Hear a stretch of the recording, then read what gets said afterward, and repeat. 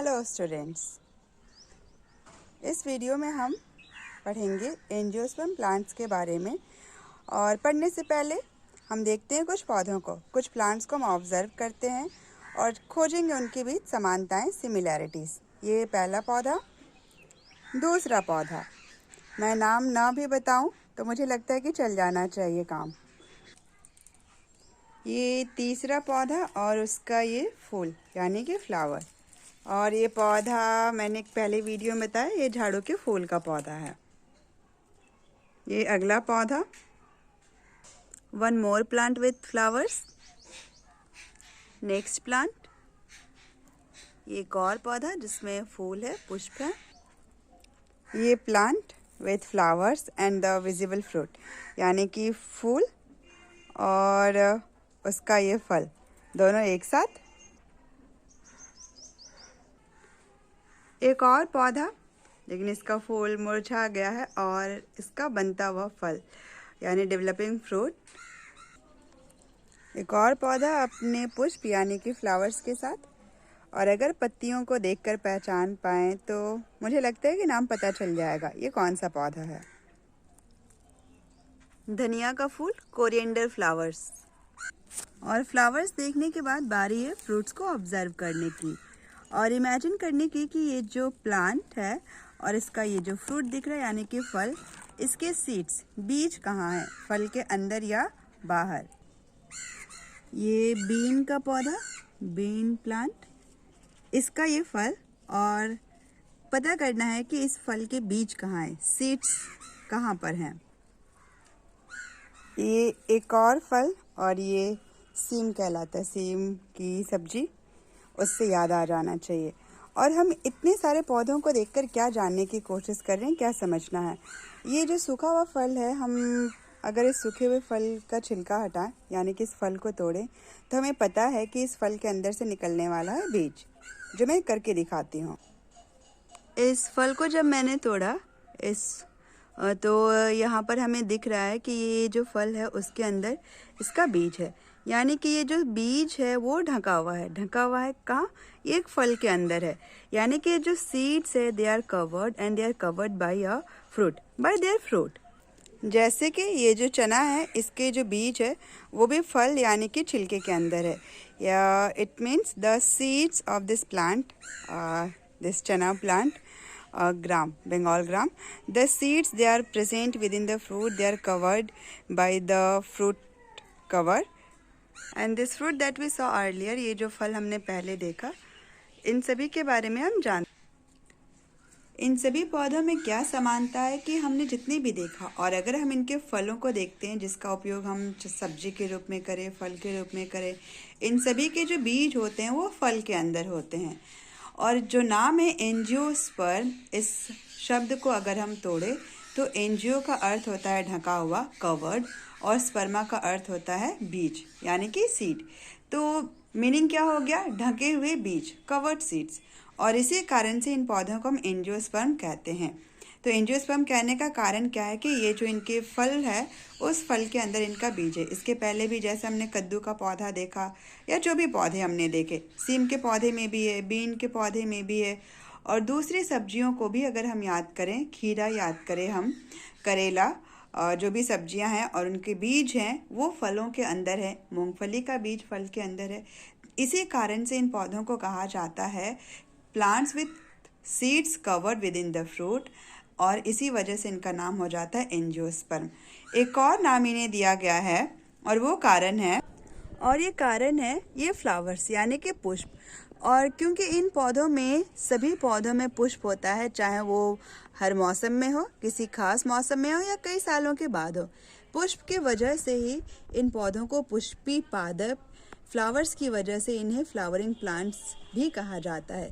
तो दो नाम एक बीज के आधार पर, एंजियोस्पर्म कहते हैं ढके हुए बीज, कवर्ड सीड्स, और फ्लावर्स के बेसिस पर हम इन्हें फ्लावरिंग प्लांट्स, पुष्पी पादप कहते हैं। और एंजियोस्पर्म को डिवाइड किया गया है दो ग्रुप में, इन्हें दो भागों में बांटा गया है। ये पहला जिसकी पत्तियां हम देख रहे हैं, ये एक बीजपत्री मोनोकोटाइलेडन कहलाता है।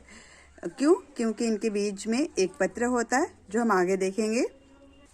और दूसरा ग्रुप है डाइकोटाइलिडेंस द्विबीजपत्री पौधों का, जिसकी पत्तियां यहाँ पर आप देख पा रहे हैं। हम अभी यहाँ पर मोनोकॉट वर्सेस डाइकॉट यानी कि एक बीजपत्री और द्विबीजपत्री पौधों के बीच का अंतर जानेंगे, डिफरेंस जानेंगे। पहला अंतर हम जानेंगे जड़ों के बारे में। ये जो फर्स्ट रूट यहाँ पर आप देख पा रहे हैं सभी लोग, ये जो जड़ है ये द्विबीजपत्री पौधे की जड़ है और इसका जो प्रकार है वह है मुसला जड़। ये डाइकॉट प्लांट का रूट है और इसे टैप रूट कहा जाता है। क्यों? क्योंकि इसमें एक मेन रूट बीच में होती है जो सबसे मोटी होती है। इसकी जगह पर हम मोनोकॉट रूट को देखें यानी कि एक बीजपत्री पौधे की जड़ों को देखें, जो है यहाँ पर प्याज का पौधा, ओनियन प्लांट है। तो ये जो जड़ें हैं ये मुसला नहीं कहलाती हैं, इन्हें झकड़ा जड़ कहते हैं, फाइब्रस रूट कहते हैं। क्यों? क्योंकि ये जो जड़ें हैं सब देखने में एक जैसी है और कोई एक मुख्य जड़ मेन रूट नहीं है। जैसे कि यहाँ पर है एक ये मेन रूट है बीच में और यहाँ पर सारी जड़ें जो हैं वो एक जैसी हैं। नेक्स्ट डिफरेंस यानी कि जो अगला अंतर है वो हम पत्तियों के बीच, लीव्स के बीच देखेंगे। ये जो हम लीफ यहाँ पर देख रहे हैं ये है डाइकॉट लीफ और इसका वेनेशन है रेटिकुलेट वेनेशन। क्यों? वेन्स का अरेंजमेंट और रेटिकुलेट फॉर्म में यानी कि नेट के फॉर्म में, नेटवर्क के फॉर्म में है। तो ये द्विबीजपत्री पौधे की पत्ती है और इसका शिरा विन्यास है जालीनुमा शिरा विन्यास कहते हैं, क्योंकि इसकी जो शिराएं हैं यानी कि जो लाइन जैसी शिराएं दिख रही हैं, इनका जो डिज़ाइन है ये बना हुआ है एक जाली के जैसे, जाल के रूप में। तो ये जालीनुमा शिरा विन्यास है।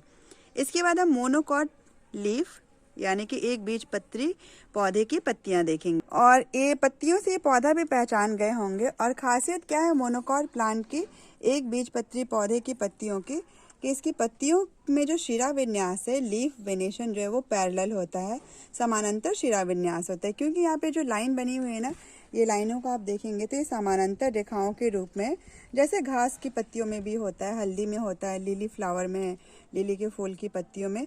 तो ये दूसरा अंतर है। मोनोकॉट में ये हो गया पैरेलल वेनेशन, समानांतर शिरा विन्यास। वहीं डाइकॉट में हो गया रेटिकुलेट वेनेशन यानी कि जालीनुमा शिरा विन्यास। अगला अंतर हम इनके बीजों में देखेंगे जिसके कारण इनका नाम पड़ा है। और सबसे पहले जो हम यहाँ पर सीड्स ऑब्जर्व कर रहे हैं, देख रहे हैं, वह है डाइकॉट प्लांट के सीड्स। और ये जो सीड्स हैं इनको डाइकॉट इसलिए कहते हैं, डाइकोटाइलिडन प्लांट इसलिए कहते हैं क्योंकि इनके बीजों को दो बराबर भागों में बांटा जा सकता है। The seeds they can be equally divided or split into two equal parts and each part is known as a cotyledon। तो क्योंकि ये जो बीज है इसमें दो बीज पत्र है, इसके बीज को तोड़ने से दो भागों में बट जाता है, हर एक भाग एक बीज पत्र कहलाता है, इसीलिए इनको द्विबीजपत्री पौधे कहते हैं। ऐसे और कई भी उदाहरण आपको मिलेंगे। और ये मोनोकॉट सीड और ये प्लांट आसान है पहचानना।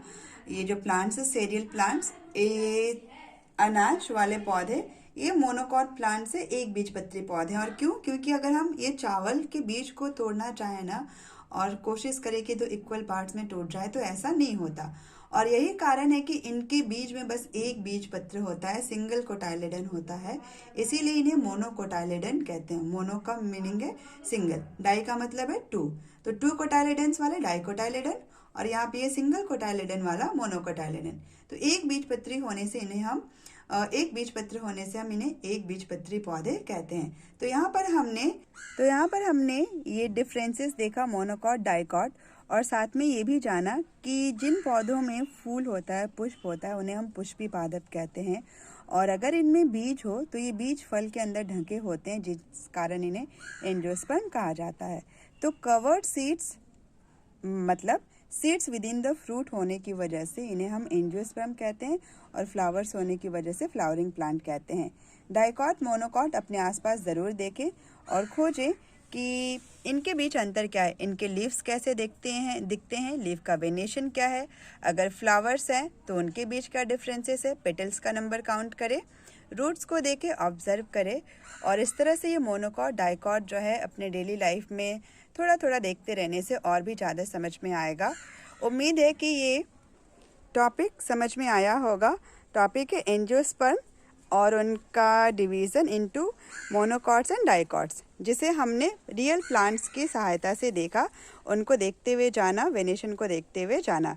ये लास्ट में एक और डाइकॉट प्लांट के साथ देखते हुए, और टास्क क्या रहा कि ये पौधा जानते हैं, इस पौधे के बीज को इकट्ठा करना, यानी कि ये बीज मिल जाएगा किचन में, और तोड़कर देखना है कि क्या वो 2 बराबर भागों में बंट सकता है, 2 इक्वल पार्ट्स में डिवाइड हो सकता है, और हो सकता है तो कितने हम हो सकता है तो हम इन्हें डाइकॉट प्लांट्स के कैटेगरी में रखेंगे। और ऐसे ही और भी बीजों को देखें और जानें कि वो मोनोकॉट है या डाइकॉट, और प्लांट्स एंजियोस्पर्म है या नहीं है। अगर मेरी वीडियो से आपको टॉपिक समझने में आसानी हो रही है तो मेरी वीडियो को लाइक करें, शेयर करें और चैनल को सब्सक्राइब करें। Thank you.